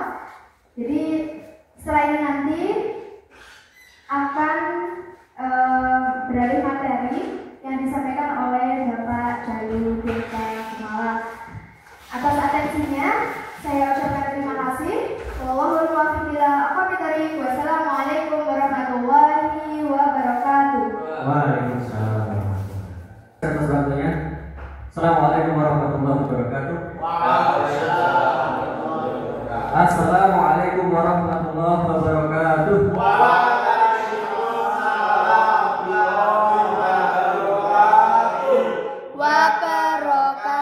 Baik, terima kasih Pak Jadi atas semangatnya luar biasa. Baik, selamat pagi Bapak Ibu semuanya. Masih sehat nih? Sehat jasmani dan rohani? Alhamdulillah. Mungkin ada yang rohaninya 99, ada sudah 100 nanti ya. Baik, perkenalkan Bapak Ibu, saya Jalu Deka Kumala untuk calon guru penggerak angkatan 11 yang hari ini akan mendiseminasikan untuk disiplin positif di sekolah kita. Baik, untuk mencairkan suasana kita ice break dulu Pak Jadi. Kita telah ice break. Ice breaknya di kata yang berbeda. Oke, ini ada tebak-tebakan Bapak Ibu. Yang pertama, ayo coba tebak gambar apa ini. Itu ada gambar apa namanya Pak Jadi? Sumur ya. Kalau anak sekarang mungkin nggak ngerti kalau sumur itu seperti ini. Sekarang kan ngertinya anak sumur itu dibur. Ya. Ada sumur, U-nya diganti E, R-nya diganti T. Kira-kira apa? Ada yang bisa Bapak Ibu? Semerpet. Semut merah. Tepuk tangan luar biasa. Nanti bisa geseran gitu. Semut benar gitu. Ya, jawabannya adalah semut merah. Lanjut pertanyaan berikutnya. Ya, ada gambar banyu begitu loh. Keran, KE-nya diganti TA. Terus ada gambar tulangnya NG-nya dicoret. Jadi apa Bapak Ibu? Keran berarti tarantula mau miskin. Ini saya kaitkan soal yang agak sulit ya karena kita guru SMK. Kalau mungkin Bunda Iman tadi soalnya gampang-gampang banget karena anak SD mungkin ya tidak aja ya. Tarantula bagus. Terus lanjut nih Pak coba cepet. Nah, ada gambar bola, O-nya diganti E dan ada gambar tang, T-nya diganti L. Apa Bapak Ibu? Hah? Balang. Bola. Apa betul Pak Jadi? Betul, luar biasa. Satu lagi. Terakhir. Wah, ya jawabannya Surabaya luar biasa. Terima kasih ya. Terima kasih itu tadi speaking untuk mencairkan suasana kita agar nanti bisa atau lebih mudah menyerap materi yang akan saya paparkan. Baik, saya akan memaparkan yaitu materi posisi kontrol guru atau manusia. Karena kita sebagai di sini bersama murid, jadi disebut oleh murid-murid adalah guru. Posisi kontrol guru itu ada berapa Bapak Ibu? Ada yang mungkin yang ingat? Guru-guru BP di sini banyak 1, 2, 3. Ini pasti sudah dipelajari oleh guru BP. Ada berapa? Ada 4. Ada 5. Ada 5. Ada 4 guru BP ya di sini. Materi yang akan saya sampaikan nanti yang pertama posisi kontrol dan signifikan restitusi. Karena ini guru-guru BP pasti sudah bisa. Lanjut Pak Sati. Ada 5 ya, ada 5 ya Bu ya. 5. Yang pertama adalah guru itu sebagai penghukum. Nanti mungkin ada atau kemarin ya saya sebelum ditendang dari kesiswaan saya itu guru yang menghukum. Terus saya disekolahkan lari di CGB, akhirnya gak ngerti caranya menjadi guru itu yang seperti apa. Yang kedua adalah membuat rasa bersalah.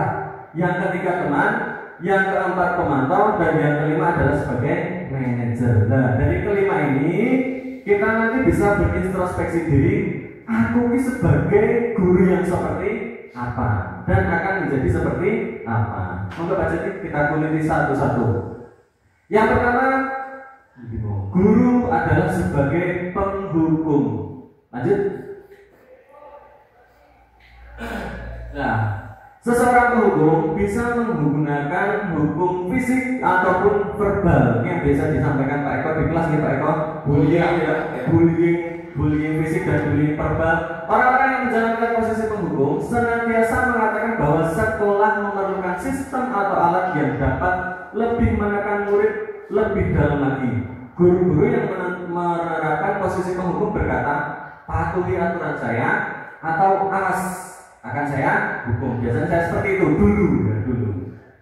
Kamu selalu saja salah. Kowe meneh. Biasanya seperti itu. Itu adalah guru yang penghukum. Pasti selalu yang terakhir selesai. Wong liyane wis rampung kok kowe itu adalah guru yang penghukum. Guru seperti ini senantiasa percaya hanya satu cara agar pembelajaran bisa berhasil, yaitu dia selalu nada suaranya tinggi, ya. Kowe meneh ya. Bahasa tubuhnya mata melotot, jari menunjuk-nunjuk dan menghardik. Telat meneh ya, terlambat lagi, selalu datang terlambat. Kapan iso teko tepat waktu. Terus tanyakan kepada diri Anda sendiri, bagaimana perasaan murid bila gurunya berbicara seperti itu. Hasilnya kemungkinan murid akan marah. Yang pertama marah. Mungkin marahnya tidak diungkapkan, marahnya hanya di hati atau ndokol. Nah, terus dendam dengan bersifat yang agresif. Bisa jadi sesudah kembali duduk, murid tersebut akan mencoret-coret bukunya sendiri, mungkin meja tulisnya, mungkin motor gurunya atau mobil gurunya. Kalau gurunya sudah keterlaluan, maksudnya menghukumnya keterlaluan. Lari tekan diri belah misalkan seperti dia benar ya. Lanjut. Nah, yang pertama tadi penghukum. Untuk yang kedua yaitu membuat merasa bersalah. Jadi ada guru yang sering melakukan ketika murid berbuat salah itu dikuliti sampai murid itu merasa sering berbuat salah. Lanjut. Nah, pada posisi ini guru akan bersuara lebih lembut, ya, dengan kasih sayang, dengan kelembutannya. Tapi pembalasan salah akan menggunakan keheningan yang membuat orang lain merasa tidak nyaman, merasa bahwa dirinya itu bersalah. Saya juga punya teman di sini sering seperti itu ya, tidak pernah nyeneni, tapi kalau ngomong itu lebih ke hati. Jadi muridnya itu merasa bersalah. Nah, dari kata-kata yang keluar lembut akan seperti ibu sangat kecewa dengan kamu. Berapa kali Bapak harus memberitahu kamu ya? Gimana coba kalau orang tua kamu tahu kamu berbuat begini. Nah, di posisi ini murid akan memiliki penilaian diri yang buruk terhadap diri mereka sendiri. Murid merasa tidak berharga, murid selalu mengecewakan orang-orang yang disayanginya. Obat rasa bersalah ini biasanya dengan nada memelas, halus, sedih atau bahasa tubuh yang merapat pada anak atau lesu. Adi, kamu ini bagaimana ya? Contohnya nih ya, Adi, kamu ini bagaimana ya? Kamu sudah berjanji dengan ibu tidak akan terlambat lagi. Kamu kenapa ya senang sekali mengecewakan ibu ini? Ibu benar-benar kecewa terhadap kamu. Terus bagaimana perasaan murid bila ditegur seperti itu? Hasilnya murid akan merasa bersalah telah mengecewakan ibu atau bapak ibu gurunya. Murid akan merasa menjadi orang yang gagal dan tidak sanggup membahagiakan orang lain. Kadang-kadang sikap seperti ini lebih berbahaya daripada penghukum, lebih menurunkan mental anak daripada anak tadi dihukum. Ini lebih berbahaya Bapak Ibu. Kalem, halus, tapi lebih nyelekit istilahnya kalau bahasa Jawanya. Yang ketiga yaitu teman. Jadi guru menganggap teman muridnya. Guru pada posisi ini tidak akan menyakiti murid, namun akan tetap berupaya mengontrol murid sesuai melalui persuasi. Posisi teman pada guru bisa negatif ataupun positif. Kadang yang negatif itu kadang guru itu melindungi muridnya ketika berbuat salah. Contohnya, ayo bantulah demi bapak ya, nanti bapak dimarahi bapak kepala sekolah, itu contohnya.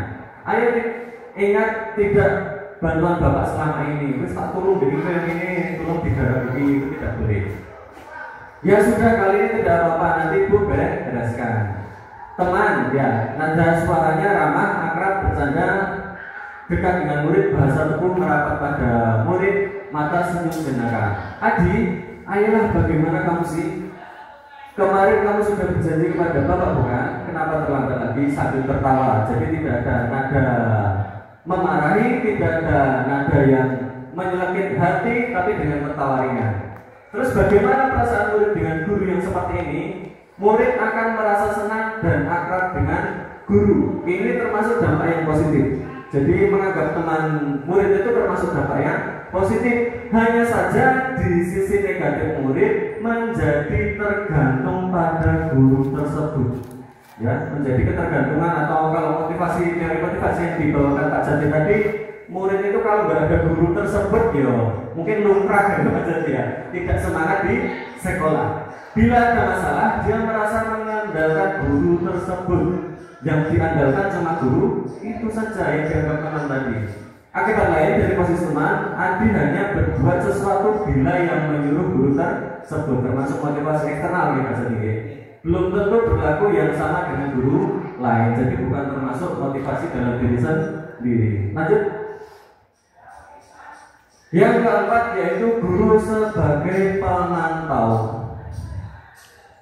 Di sini, ini Pak. Oh, sinyalnya. Memantau berarti mengawasi. Pada saat kita mengawasi, kita bertanggung jawab atas perilaku orang-orang yang kita awasi. Posisi pemantau berdasarkan pada peraturan dan konsekuensi. Dengan menggunakan sanksi konsekuensi, kita dapat memisahkan hubungan pribadi dengan murid. Contohnya, peraturannya apa? Apa yang telah kamu lakukan? Sanksi atau konsekuensinya apa? Nah, kalau pemantau ini, nada suaranya datar, bahasa tubuhnya juga formal. Guru, Adi, tahukah kamu jam berapa kita mulai? Tahu Pak?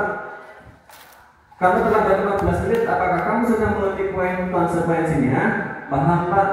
Ya, terus saya harus tinggal kelas pada jam istirahat dan seterusnya. Lanjut. Ya, hasil dari guru seorang pemantau tadi, murid memahami konsekuensi yang harus dijalankan karena telah melanggar peraturan sekolah.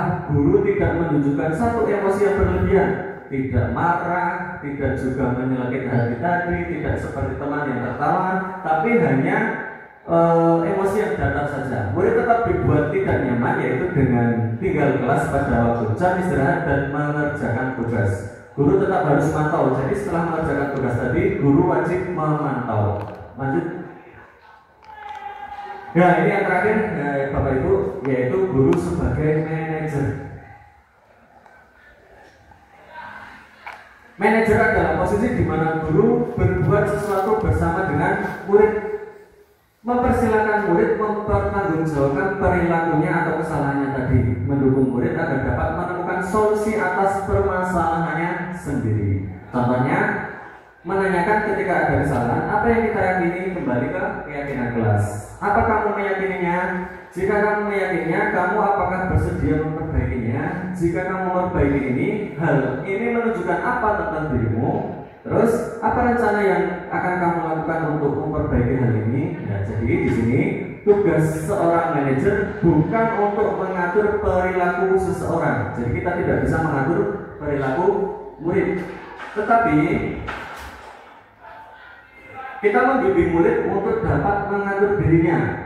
Mana yang diyakini kebenarannya atau keyakinan kelasnya, mana yang tidak boleh. Seorang manajer bukan memisahkan murid dari kelompoknya, tetapi mengembalikan murid kepada kelompoknya yang lebih baik.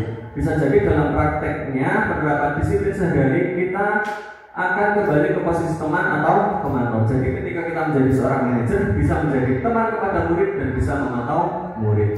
Namun perlu disadari, tujuan akhir dari 5 posisi kontrol seorang guru adalah pencapaian posisi manajer. Jadi yang paling tertinggi adalah manajer. Lanjut Mas Adi. Lanjut aja. Baik, ini Bapak Ibu. Kok potong-potong ya? Ya ini. Jadi 5 posisi kontrol tadi kan ada 5. Yang pertama apa? Tadi Bapak Ibu. Benar. Tadi pertama apa? Hukum. Yang kedua, pembuat rasa salah atau bersalah. Yang ketiga, teman. Yang keempat, pemantau. Yang kelima, manajer. Di sini ada. Nah, dari yang saya sampaikan kelima posisi kontrol seorang guru tadi, yang 2 itu termasuk identitas gagal kita sebagai seorang guru. Nah, ini bisa digunakan untuk introspeksi diri kita. Ketika kita atau saya atau panjenengan melakukan 2 hal ini kepada murid ketika melakukan kesalahan, itu dinamakan identitas gagal panjenengan atau saya ketika menjadi seorang guru, yaitu penghukum dan pembuat rasa bersalah. Itu dikatakan guru yang gagal Bapak Ibu. Yang aku tuh gini, itu dikatakan guru yang gagal karena guru yang menghukum itu identik dengan menghardik, menunjuk-nunjuk, menyakiti atau menyindir. Kalau pembuat rasa salah, benar tidak seperti itu. Nah, berceramah menunjukkan kekecewaan yang mendalam, diceramai biar sampai murid itu merasa gagal. Nah, terus 3 posisi kontrol guru yang dikatakan sukses atau berhasil itu ada 3 tadi. Sebagai teman, sebagai pemantau, ataupun sebagai manajer. Jadi kalau dibalik itu dari sini. Nomor 1, nomor 2, nomor 3, nomor 4, nomor 5. Jadi kita sebagai guru itu boleh sebagai teman, sebagai pemantau, atau yang paling utama sebagai manajer. Lanjut Pak Jadi. Lanjut aja. Ya. Mungkin ada yang tanyakan dari 5 posisi kontrol tadi Bapak Ibu. Sudah paham ini terutama yang guru-guru BK luar biasa ini. Kita lanjutkan ke materi yang terakhir yaitu segitiga restitusi. Lanjut. Nah, apa itu segitiga restitusi? Restitusi adalah proses menciptakan kondisi bagi murid untuk memperbaiki kesalahan mereka.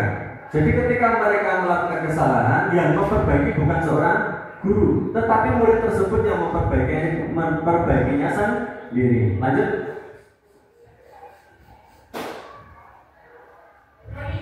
Nah, segitiga restitusi tadi kan untuk memperbaiki dirinya sendiri. Yang pertama yaitu menstabilkan identitas. Yang kedua validasi tindakan salah. Yang ketiga menanyakan keyakinan. Menstabilkan identitas itu contohnya berkata tidak ada manusia yang sempurna. Semua orang pernah melakukan kesalahan. Ya, yang tidak pernah berbuat salah itu adalah malaikat. Yang salah terus itu namanya setan. Ribut terus jadi. Kalau yang tidak pernah salah, yang selalu taat pada Allah Subhanahu Wa Taala adalah malaikat. Ini yang selalu ingkar kepada Allah adalah setan. Kalau manusia di tengah-tengah, kadang benar, kadang salah. Terus yang kedua yaitu validasi tindakan salah. Nah, kamu tuh punya salah, tapi saya yakin bahwa kesalahan itu punya alasan. Adakah cara yang lebih efektif untuk memperbaiki kesalahannya? Ya. Tuh, contohnya untuk validasi tindakan salah. Terus yang ketiga menanyakan keyakinan. Keyakinan apa yang kita sepakati? Jadi kalau ada anak berbuat kesalahan, dikembalikan kepada keyakinan kelas atau keyakinan sekolah. Lanjut Pak Jadi. Nah ini sudah saya contohkan tadi ya. Jadi yang pertama menstabilkan identitas dengan berkata tidak ada manusia yang sempurna. Semua manusia pernah berbuat salah. Lanjut validasi kebutuhan bukan kebutuhan harusnya. Validasi tindakan salah yaitu kamu pasti punya alasan mengapa melakukan kesalahan tersebut. Lanjut. Yang terakhir yaitu menanyakan keyakinan. Ketika anak berbuat salah harus dikembalikan kepada keyakinan kelas atau keyakinan sekolah. Lanjut. Nah ini ada satu kasus Bapak Ibu. Kita kelihatan betul Pak? Pak Eko, saya tanyakan pada guru-guru BP ini bapaknya ini. Ada satu kasus, ada Pak Joko, Mario dan Adi. Ya, Mario dan Adi ini seorang murid ya. Pak Joko dulu, Mario dan Adi, Bapak tadi dengar laporan dari guru piket di kantin. Sepertinya kalian dalam masalah ya. Ada yang bisa Bapak bantu? Apa yang terjadi? Terus Mario dan Adi menjawab, iya Pak, tadi pada jam istirahat pagi kami main lempar-lemparan makanan di kantin. Tapi tidak sengaja malah kelempar kena wajah Ibu Dina, kepala sekolah. Ibu Dina itu kepala sekolah. Ketika beliau sedang berjalan, ini kasusnya cerita nyata Pak Jadi dulu di SMP. Kalau terus Pak Joko, kalian main lempar-lemparan makanan di kantin kena wajah Ibu Dina ketika beliau sedang lewat. Maria dan Adi menjawab, iya Pak, dengan wajah sedih dan muka menundukkan, takut ya berbuat kesalahan. Lalu kesalahannya itu melempar makanan kepada kepala sekolah. Terus Pak Joko, Adi, ada informasi yang kamu tambahkan? Kami tidak bermaksud melakukannya, tapi apa? Tapi kami tidak sengaja, tidak sengaja ini garis bawahi. Apakah kalian tahu kalau kalian berada dalam masalah sekarang? Ya, tentu dua anak tadi menjawab, iya. Baiklah, Bapak di sini bukan untuk mencari siapa yang salah. Bapak di sini untuk mencari penyelesaian sama-sama, berpikir bersama-sama tentang apa yang bisa kita lakukan untuk memperbaiki situasi ini, situasi kesalahan tadi. Kalian pasti melakukan itu ada alasannya ya. Pasti seru ya main lempar-lempar makanan begitu. Mari kita jawab, iya Pak. Bisa?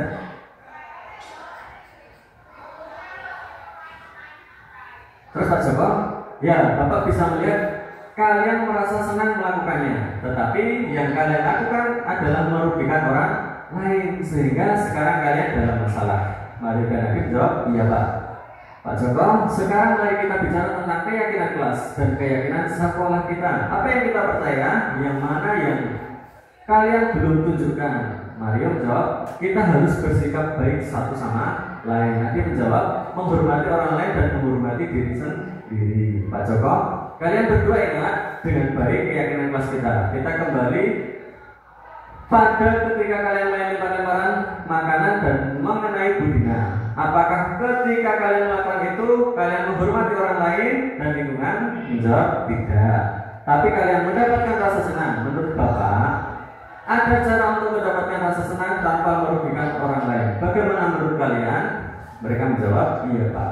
Nah sekarang mari kita selalu mengindahkan keyakinan kelas kita. Besok kita ke kantin dan kalian bisa berperilaku dengan baik. Lanjut. Baik. Nomor 1. Nomor 1 Bapak Ibu.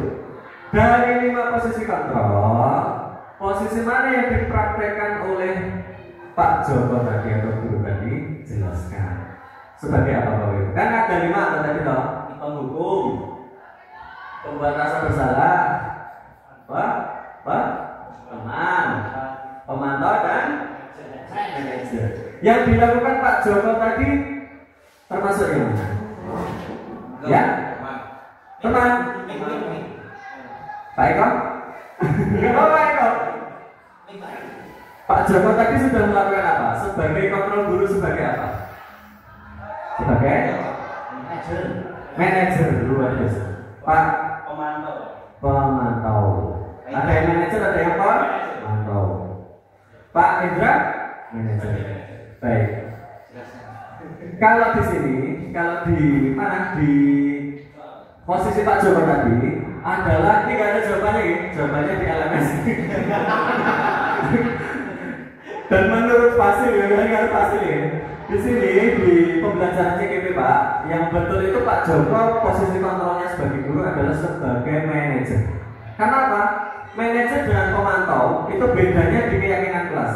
Jadi kalau di pemantau itu tidak memakai keyakinan kelas, tapi di manajer. Tadi kan Pak Joko ilustrasinya memakai keyakinan kelas dibandingkan kepada keyakinan kelas itu sebagai manajer. Berarti di sini jawabannya adalah sebagai manajer. Karena jelaskan.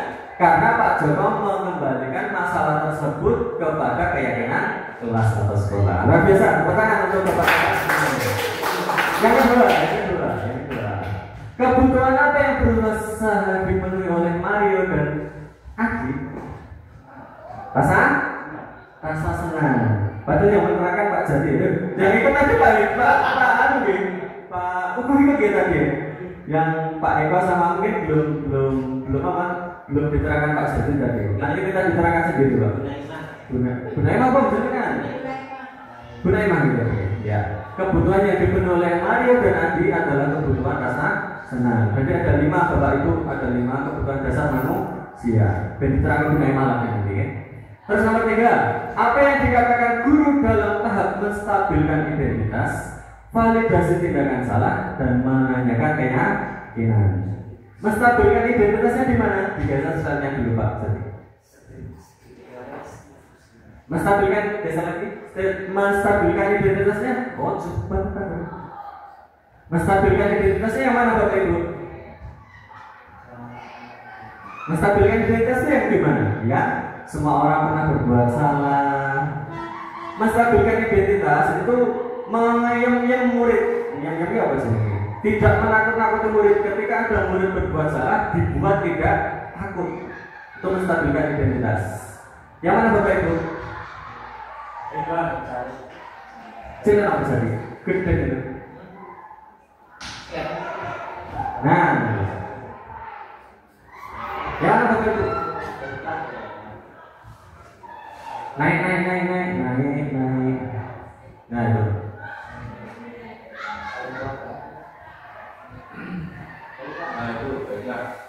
Mana? Ya. Baiklah Bapak di sini bukan mencari siapa yang salah. Dengan anak dibicara diomongi seperti itu, mental anak menjadi naik, merasa tidak akan dimarahi gitu loh. Jadi menstabilkan identitas itu meyem-yem anak atau menstabilkan identitas anak. Baiklah biasa. Terus pertanyaan terakhir, memvalidasi tindakan salah yang mana Bapak Ibu? Validasi tindakan salah. Geser. Ya? 99. Memvalidasi tindakan salah. Yang mana? Validasi tindakan salah. Geser Pak 98. Validasi 98. Yang mana Pak? Yang mana Pak? Validasi tindakan salah. Pak Joko yang kedua. Sekarang mari itu yang ketiga, itu keyakinan kelasnya Pak. Itu yang manajer tadi, yang 98 pakai 98. Bawah. Nah ini. Validasi tindakan salah itu kan mencari alasannya. Jadi menanyakan yang kalian lakukan pasti kesalahan yang kalian lakukan tadi pasti punya alasan. Itu namanya validasi tindakan salah. Terus yang ketiga, pertanyaan yang ketiga tadi, menanyakan keyakinan selanjutnya tadi halaman 99 tadi. Begitu ya Bapak Ibu? Pertanyaan terakhir, kira-kira sesuai prinsip restitusi, apa yang dilakukan Mario dan Adi untuk memperbaiki kesalahan mereka pada Ibu Dina? Nah, ini kita sebagai guru tidak menganjurkan, tidak menuntut, tapi membuat mereka berpikir bagaimana memperbaiki kesalahan. Kira-kira apa yang akan dilakukan Mario dan Andi untuk memperbaiki kesalahannya Bapak Ibu? Kira-kira? Mungkin Pak Ibu pakai energi, pakai guru-guru berbeda biasa seperti ini. Ya, minta maaf Pak. Gini, lanjut. Satu minta maaf, gini. Setelah itu Betul ya Bapak? Apakah minta maaf sudah selesai? Ya, betul. Meminta maaf, memarah, mencari Bu Dina untuk meminta maaf dan tidak akan mengulangi perbuatannya di kemudian hari. Begitu ya Bapak Ibu. Jadi kita sebagai guru untuk penerapan segitiga restitusi ini mungkin kita sudah pernah melakukannya, ya kita sudah pernah melakukannya tapi tidak sadar. Oh ternyata seperti itu segitiga restitusi. Saya pun sendiri juga sering melakukan seperti itu, tapi nggak urut. Jadi kalau segitiga restitusi kan ada urutannya. Tidak urut pun tidak apa Bapak Ibu. Jadi tidak urut pun tidak apa-apa. Tapi kan untuk menstabilkan identitas. menstabilkan identitas ini harus gitu Pak Ibu. Jadi anak itu dibuat untuk tidak down dulu. Wah, dicolokkan BK itu mesti ada dunia ini dunia. Ya, kita pokoknya membuat BK itu tidak menjadi ruangan yang menyeramkan di sekitar restitusi. Ya itu cukup Bapak untuk penyampaian saya hari ini dari 5 posisi kontrol dulu dan segitiga restitusi. Mungkin banyak kurangnya itu dari saya, kelebihan dari Allah Subhanahu wa taala. Saya akhiri. Assalamualaikum warahmatullahi wabarakatuh. Saya kembalikan ke MC saya untuk Pak Jadi.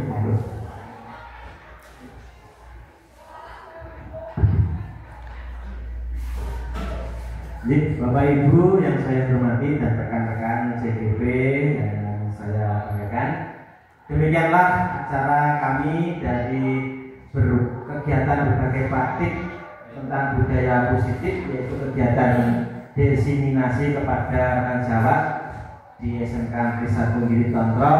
Kami dari ketiga-tiganya sudah menyampaikan tentang budaya positif, mungkin bisa diimplementasikan bersama-sama nantinya di sekolah kita, karena tidak mungkin kita bertiga akan mengimplementasikan tanpa bersama-sama untuk melakukan kegiatan tersebut. Dan yang kedua, saya mengaturkan banyak terima kasih Bapak Ibu semua atas kehadirannya. Mungkin ada salah kata, mungkin kurangnya tempat dan lain sebagainya. Mohon kami dari rekan-rekan CGP di sini sekali lagi mohon maaf sebanyak-banyaknya. Terima kasih atas kehadirannya. Semoga bermanfaat. Nanti akan dilanjutkan yaitu kegiatan diseminasi dari Bapak Yunanto Indah. Demikian, selebihnya kami mohon maaf saya sebagai pembawa acara. Bila taufiq wal hidayah. Wassalamualaikum warahmatullahi wabarakatuh.